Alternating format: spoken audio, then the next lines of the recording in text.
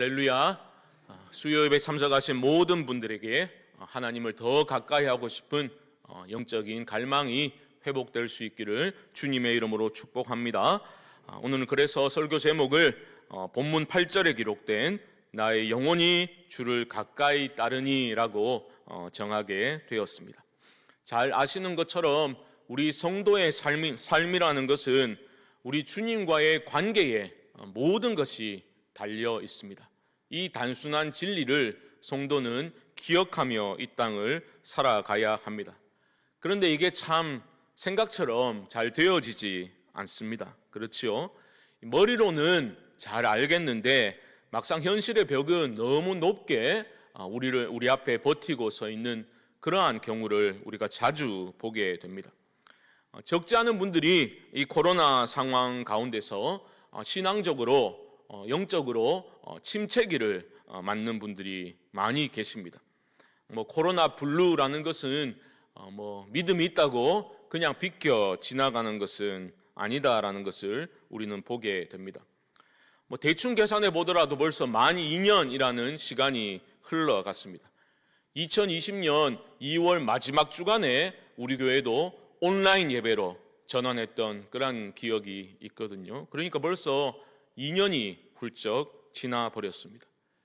어떻습니까? 그 기간은 고통스럽지만 또 한편으로는 나 자신의 신앙이 내 자신의 신앙 어떤 수준을 영적인 상태를 한번 보게 되는 점검할 수 있는 그러한 시간이 되기도 하였을 겁니다.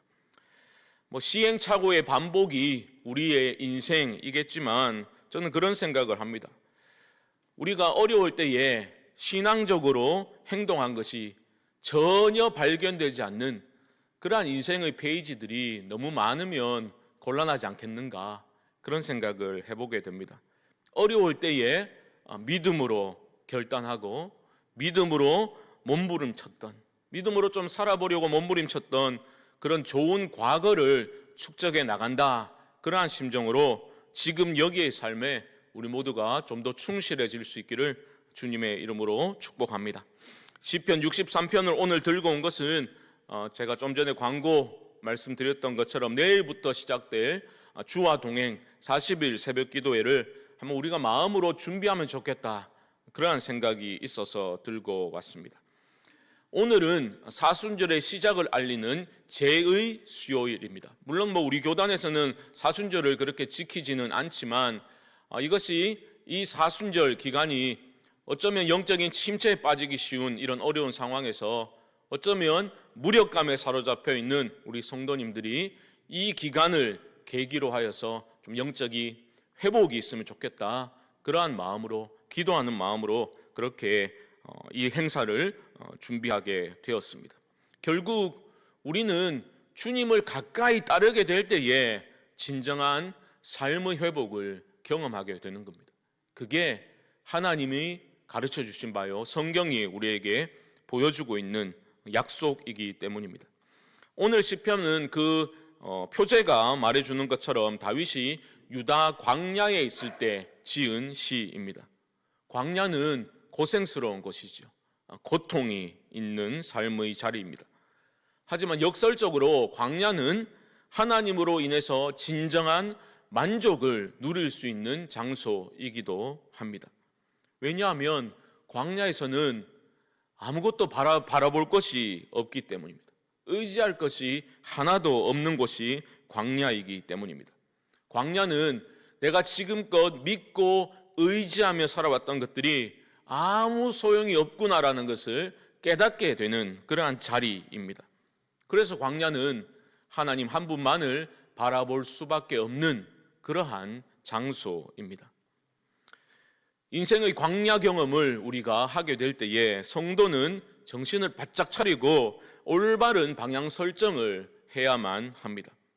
열쇠는 갈급함에 달려 있습니다. 광야를 빨리 벗어나고자 하는 그 방법을 모색하는 갈급함이 아닙니다. 하나님을 바라보고 하나님을 경험하고자 하는 그러한 갈급함이 우리 안에 일어날 때에 우리의 광야 경험도 의미가 있는 것이고 그 광야 경험을 통해서 우리는 성숙되어져 갈 수 있는 것입니다.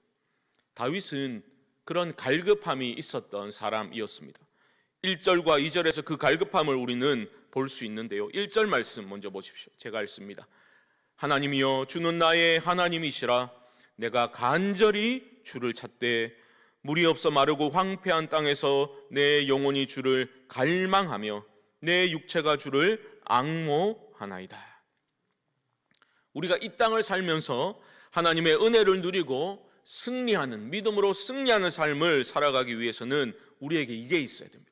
하나님을 향한 영적인 갈망, 갈증, 목마름, 영적인 굶주림이 항상 우리에게 있어야 됩니다. 내 삶에 문제가 생겼을 때만 아이고 좀 해결해 주십시오, 그러한 간절함, 갈급함이 아니라 항상 있어야 돼요. 매일의 삶 속에서 내 영혼의 갈급함을 채울 수 있는 분은 하나님 당신 한 분뿐이십니다 인정하는 믿음이, 분명한 믿음이 우리 안에 있어야 하는 겁니다.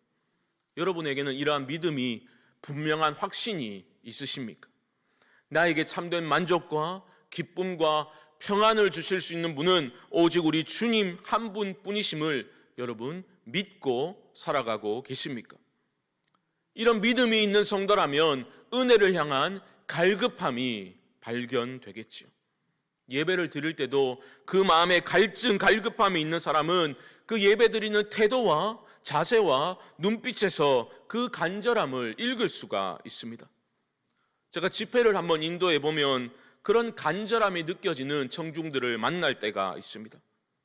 말씀이 부족하더라도, 설교자가 부족하더라도 그 말씀을 마치 스폰지처럼 다 흡수하는 그러한 경우를 경험하게 됩니다. 그때 설교자도 더 힘이 나서 온 힘을 다해서 말씀을 전하게 되죠. 전할수록 힘이 생기는 그러한 예배의 시간이 있습니다. 강력한 하나님의 은혜가 전하는 사람이나 듣는 사람 그 모두를 사로잡는 그러한 경험을 할 때가 있습니다. 너무 행복한 시간이죠. 하지만 어떤 경우는 와, 말씀 전하는 게 이렇게 힘드나, 그런 집회를 인도할 때도 있습니다. 그런 경우는 대부분 다 갈급함이 사라진 데서 그런 설명이 가능한 경우입니다. 표현해 보자면 영적인 헛배가 부른 사람들이 많이 앉아있는 집회는 말씀을 전하기가 정말 힘이 듭니다. 여러분들 애들 키우다 보면 잘 아시지 않습니까? 애가 밥을 안 먹어도 배고프다는 얘기를 안 하면 무엇인가 건강에 문제가 생겼습니다. 확인해 봐야 되는 건 아닙니까? 영적인 것도 동일합니다. 영적으로 헛배가 불러가지고 은혜에 대한 갈급함이 사라진 것, 영적인 배고픔, 말씀을 사모하는 그 갈급함이 사라진 것은 심각한 문제입니다.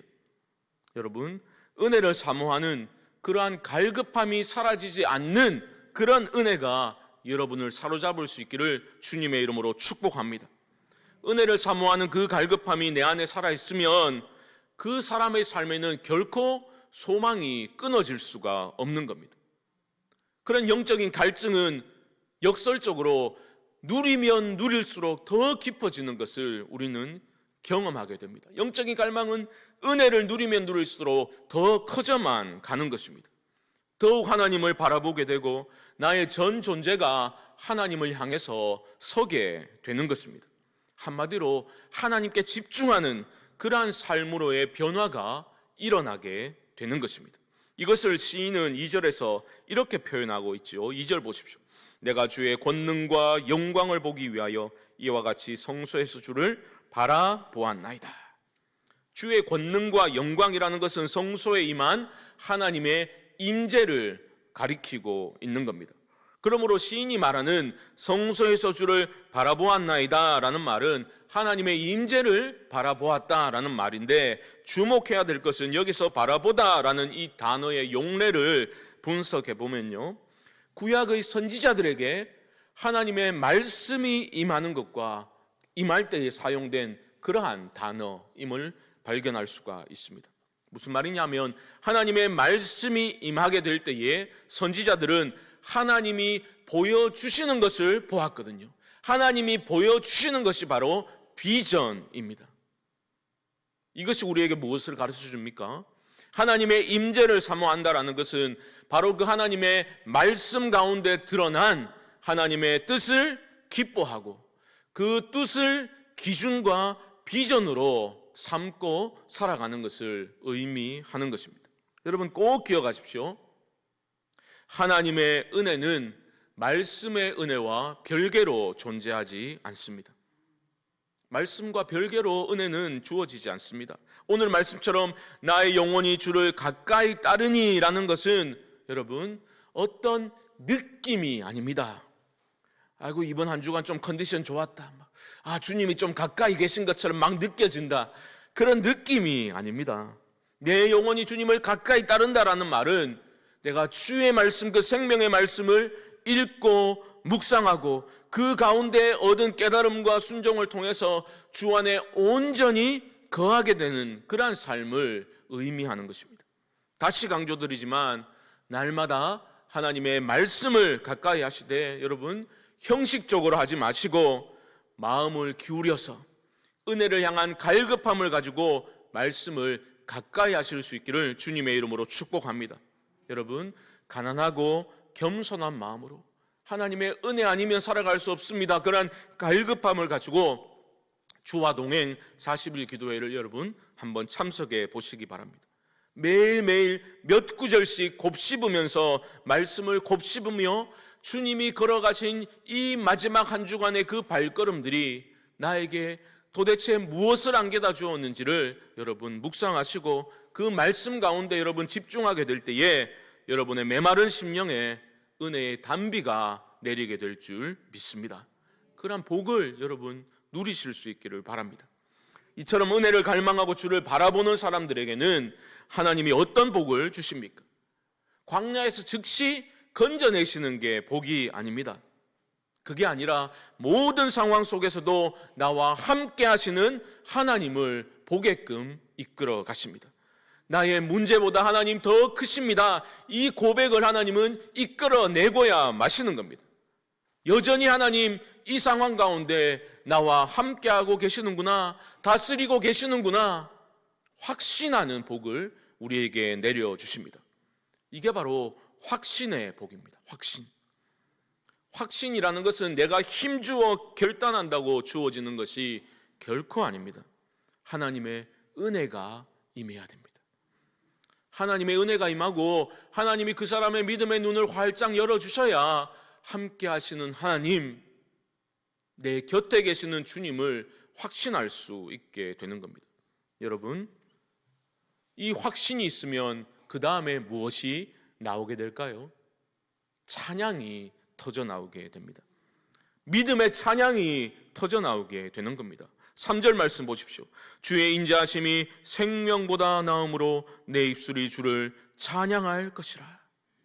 우리의 믿음의 눈이 활짝 열리게 되면 나의 생명보다 귀하신 그 주님의 인자하심을 우리는 찬양하지 않을 수 없게 되는 것입니다. 주의 인자하심은 무엇을 말합니까? 실패가 없는 언약적 사랑을 말하고 있는 겁니다. 신실한 언약적 사랑을 의미하고 있는 겁니다. 여러분은 그 한없는 주님의 사랑을 믿고 살아가고 계십니까? 그런 믿음이 있다면 여러분 삶에서 찬양이 흘러나오게 될 것입니다. 여러분 삶에는 찬양이 터져 나오고 있습니까? 내 신세 한탄만 하는 그런 찬양만 하고 계시면 안 됩니다. 내가 겪고 있는 그 상황에 갇히면 안 됩니다. 그 상황에 갇히고 문제만 보이고 상황만 보이게 되면 어떤 일이 일어나는지 아십니까? 기도도 찬양도 모두 신세 한탄과 연결되어져 버리는 겁니다. 그걸 넘어서지 못해요.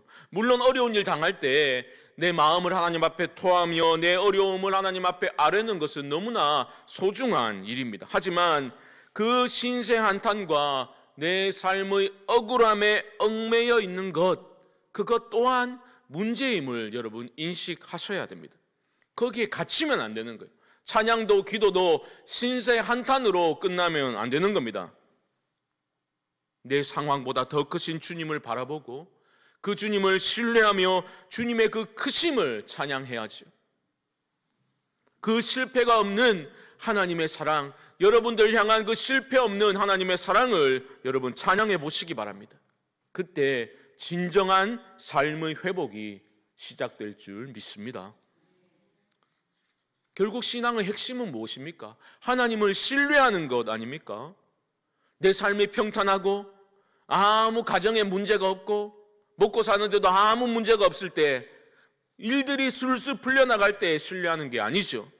어려울 때도, 답답하고 절망적인 상황에 부딪히게 되더라도 그때에도 하나님을 신뢰하면서 문제보다 더 크신 하나님을 찬양하는 것이 바로 신앙의 신비요 능력이라는 것을 여러분 꼭 기억하실 수 있기를 바랍니다. 이러한 신뢰, 진정 어린 찬양과 담대한 믿음의 선포, 이런 것들이 우리의 삶을 힘있게 만드는 겁니다. 어려움을 돌파해 주도록 만들어주는 것입니다. 4절 말씀 보십시오. 이러므로 나의 평생의 주를 송축하며 주의 이름으로 말미암아 나의 손을 들리라. 여러분, 우리는 살아가면서 평생에라는 말을 언제 사용합니까?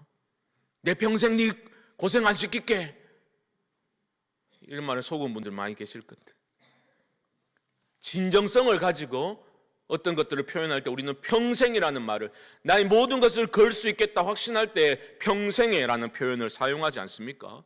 특별히 시인은 하나님을 향한 온전한 신뢰와 믿음이 있었기 때문에 이 평생에라는 표현을 쓰고 있는 거예요. 다윗은 그 유명한 시편 23편에서도 평생에라는 표현을 사용했지 않습니까? 언제 했습니까? 내 평생의 선하심과 인자하심이 반드시 나를 따르리니 내가 여호와의 집에 영원히 살리로다. 평생의 하나님의 그 선하심과 인자하심이 나를 추격할 것이라는 것을 굳게 믿었기 때문에 다윗은 내가 영원히 여호와의 집에 살리로다, 그렇게 노래하였던 겁니다. 연약한 우리들은 이 고백을 우리의 삶으로 번역해내지 못해가지고 참 쩔쩔매기도 하지요. 하지만 사랑하는 성도 여러분, 너무 자책하지 마시기 바랍니다. 하나님은 이미 형언할 수 없는 그 사랑을 여러분에게 부어주신 아버지 하나님이십니다. 신앙생활은 잘잘못을 따지는 데 국한되지 않습니다. 실패의 자리에서 일어나셔가지고 그 한없는 사랑을 부어주신 하나님, 그 실패가 없는 사랑, 그것을 기억하면서 한 걸음 전진하시면 되는 거예요. 그것이 신앙의 성숙입니다. 그렇게 주를 신뢰하면서 앞으로 한 걸음 한 걸음씩 나아가는 자들의 삶에 하나님께서 기뻐하시는 그러한 성령의 열매들이 풍성히 열리게 되는 것입니다. 하나님을 신뢰함으로 나의 평생을 하나님께 맡겨드리는 그러한 찬양과 선포를 올려드리는 일에 여러분 주저하지 마시기 바랍니다. 그렇게 믿음으로 주의 이름을 찬양하는 자의 인생에 하나님이 무엇을 주실까요? 그 무엇도 흔들 수 없는 평안함을 허락해 주시는 겁니다. 여러분 잘 아시는 찬송가 413장 1절 가사는 이렇습니다. 내 평생에 가는 길 순탄하여 늘 잔잔한 강 같든지 큰 풍파로 무섭고 어렵든지 나의 영혼은 늘 편하다. 내 영혼 평안해. 이 찬송가 가사가 어떻게 나오게 된지 여러분 잘 아시죠? 신실한 믿음의 사람이었던 스페포드라는 사람은 물질적으로도 부족함이 없는 그러한 변호사로 살아가고 있었습니다. 그런데 대화재로 인해서 자신의 모든 것을 잃게 되었습니다. 의사의 너무 충격을 받아가지고 힘들었지 않겠습니까? 그래서 의사의 권유로 여행을 가라고, 그래서 가족들과 함께 여행을 떠나려고 했는데 그 당일에 갑자기 자신은 일정이 생겨가지고 아내와 네 딸들을 먼저 배에 태워서 보내게 됩니다. 그런데 그 배가 침몰해 버린 거죠. 네 딸 모두를 잃게 되었습니다. 충격에 빠져 있는 그 아내를 만나기 위해서 자신이 배에 몸을 싣고 이제 항해를 하게 될 때에 바로 그 사고 지점을 지나게 된 거죠. 얼마나 힘들었겠습니까? 두렵고 떨리고 안에서 모든 어려운 감정들이 일어날 때 하나님 앞에 몸부림치며 스పె포드는 기도하였습니다. 바로 그때 하나님이 내려주신 그 평안함, 도저히 인간의 논리로 설명할 수 없는 하나님의 어루만지심을 그는 경험하였고, 그 하나님을 향한 신뢰를 가지고 믿음으로 써내려간 것이 바로 내 평생에 가는 길, 그 가사가 나오게 된 배경입니다. 사랑하는 성도 여러분, 하나님의 사랑이 영원하다, 이것이 그저 공허한 이론적인 그러한 진술로 그렇게 떠돌도록 내버려 두지 마시기 바랍니다. 나에게 그것이 확실한 체험적인 진리로 새겨져서 내 평생에 가는 길, 주님이 주시는 평안이 내게 있기를 소망합니다. 그러한 믿음의 고백과 주를 향한 그 신뢰의 찬양이 여러분 입에 끊이지 않게 되기를 주님의 이름으로 축복합니다. 이런 은혜가 우리에게 임할 때 우리에게 찾아오는 것이 무엇입니까? 진정한 만족입니다. 진정한 만족, 깊은 만족을 누리게 됩니다. 5절 말씀 한번 함께 읽어봅시다. 5절입니다. 시작. 골수와 기름진 것을 기쁜 입술로 주를 찬송하되. 아멘. 하나님의 은혜가 임하게 되면요, 그 주님을 향한 신뢰로 우리의 내면이 가득 채워지게 되면 참된 만족이 우리에게 임하게 되는 겁니다. 은혜로 충만한 자, 만족을 누리는 자의 특징이 무엇인지 아십니까? 바로 주님을 기억하는 삶으로 이어지게 됩니다. 아, 나는 아무 부족함이 없다, 너무 좋아, 끝, 이게 아니라 주를 기억하는 삶으로 연결되는 겁니다. 6절 말씀 보십시오. 내가 나의 침상에서 주를 기억하며 새벽에 주의 말씀을 작은 소리로 읊조릴 때에 하오리니. 여러분 놓치지 마십시오. 여기서 또 무엇이 강조되고 있습니까? 주를 기억하는 삶이란 어떤 삶입니까? 벽에 딱 걸려있는 예수님의 성화를 보고 아이고 주여 내가 이래 살면 안 되는데 그러고 지나가는 것이 기억하는 삶이 아닙니다. 주의 말씀을 읊조리는 것, 주의 말씀을 묵상하고 그 말씀이 내 삶을 이끌어가는 것으로 확인되는 것이 바로 주를 기억하는 삶의 모습입니다. 여러분, 은혜 충만은 말씀 충만임을 잊지 마시기 바랍니다. 나의 내면이 말씀으로 더 채워져야 돼요. 여러분, 말씀을 더 많이 먹어야 됩니다. 그때 우리 입에서 기쁨의 찬양이 터져 나오게 되는 겁니다. 내가 원하는 거 바라는 거 하나님 들어주셨으니까 너무 감사합니다, 이런 찬양 아니라, 그런 조건적인 찬양이 아니라 주님으로 인한 찬양, 주님 그 한 분 자체로 인한 찬양이 터져 나오게 되는 겁니다. 구주를 생각만 해도 이렇게 좋거든, 주 얼굴 배울 때야 얼마나 좋으랴. 우리 영적으로 깨어있고 민감할 때에 이 찬양을 그냥 부를 수 없는 거죠. 우리의 영혼을 울리게 되지 않습니까? 마지막으로 주의 은혜로 충만하고 말씀과 찬양이 터져 나오는 그러한 믿음의 삶에 어떠한 변화가 나타나게 됩니까? 바로 전능하신 하나님이 나의 하나님으로, 그 전능하신 하나님이 나와 상관없는 하나님이 아니라 나를 도우시는 하나님으로 가까이 계심을 확신하게 됩니다. 7절 말씀 함께 한번 읽어봅시다. 시작. 주는 나의 도움이 되셨음이라. 내가 주의 날개 그늘에서 즐겁게 부르리이다. 여러분, 세상은 항상 흔들리게 되어 있습니다. 사람들은 변할 수밖에 없습니다. 하지만 우리를 향한 우리 주님의 사랑은 변함이 없습니다. 그 신실하신 주님만을 여러분 의지하실 수 있기를 바랍니다. 나의 도움이 되시는 분은 주님 한 분뿐이십니다. 잊지 마십시오. 나의 도움이 되시는 주님을 경험하며 살아가는 사람은 입을 열어서 그 믿음을 선포하며 살아가야만 합니다.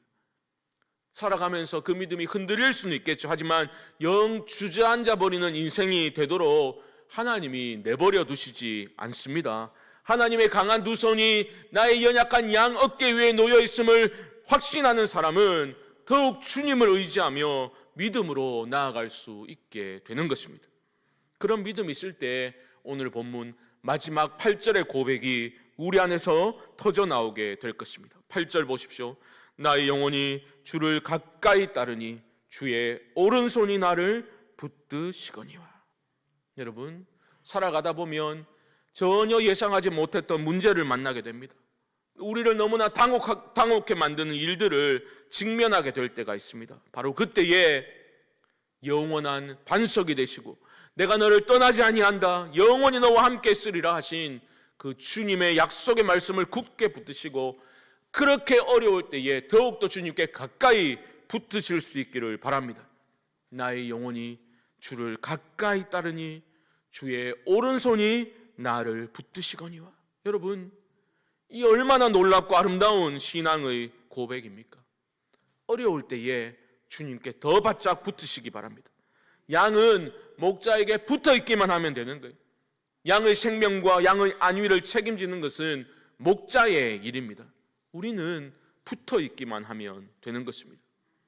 그런 단순한 믿음을 가지고 주를 의지하는 자를 주님의 강한 오른손이, 그 권능의 손이 붙들어 주실 줄 믿습니다. 주의 영원하신 팔 함께 하사 항상 나를 붙드시니 어느 곳에 가든지 요동하지 않음은 주의 팔을 의지함이라. 여러분, 무엇을 의지하며 살아가시겠습니까? 영원하신 주의 팔을 의지하실 수 있기를 주님의 이름으로 축복합니다. 말씀을 정리해 보겠습니다. 코로나 어려운 상황이지만 어려울 때 하나님의 은혜를 사모하는 그러한 영적인 갈급함이 회복될 수 있도록 이 저녁에 여러분 꼭 기도하실 수 있기를 바랍니다. 우리가 상황을 바라보는 것이 아니라, 상황만 바라보는 것이 아니라 주님을 바라볼 때에 우리는 하나님의 거룩한 임재를 체험하게 될 것입니다. 우리가 은혜를 경험하게 될 때에 우리는 나의 생명보다 더 귀하신 그 주님의 사랑을 깨닫게 될 것이고, 그 놀라운 주님의 사랑을 찬양하게 될 것입니다. 하나님은 그러한 중심에서 터져 나오는 우리의 찬양을 통해서 영광을 받으시는 것입니다.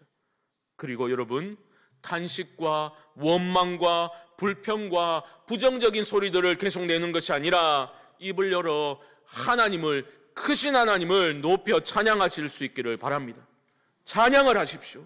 주의 말씀을 묵상하면서 내 삶에서 말씀을 선포하고 말씀을 붙드실 수 있기를 바랍니다. 그때 우리는 무엇을 발견하게 됩니까? 여전히 내 곁에 계시고 나를 그 권능의 오른손으로 붙들고 계시는 하나님, 나를 도우시는 하나님을 여러분 만나게 될 줄 믿습니다. 이러한 은혜의 선순환이 우리 안에 계속해서 일어나서 우리 모두의 영혼이 주님을 가까이 따르는 그런 복된 변화가, 회복의 역사가 우리 성광교회 안에 일어날 수 있게 되기를 주님의 이름으로 간절히 축원드립니다.